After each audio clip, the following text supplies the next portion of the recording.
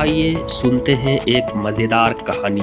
इस कहानी का शीर्षक है सुखी कौन है? सुखी कौन है? खुश कौन है? एक बहुत ही खूबसूरत नौजवान था। वो हर तरीके से संपन्न था, लेकिन इसको माल और दौलत नहीं था। वो अपने जीवन से संतुष्ट नहीं था।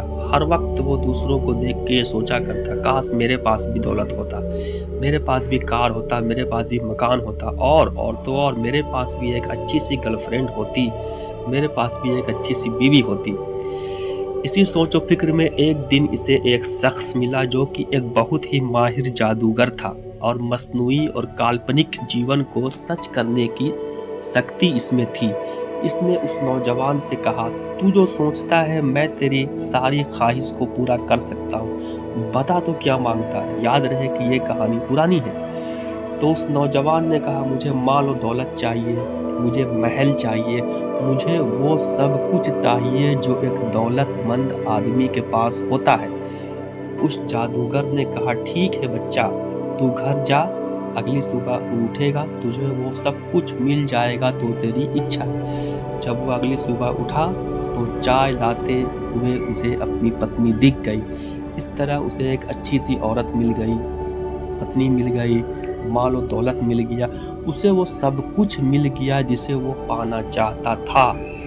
और फिर भी कहीं न कहीं से उसे अपने जीवन में अकेलापन महसूस हुआ।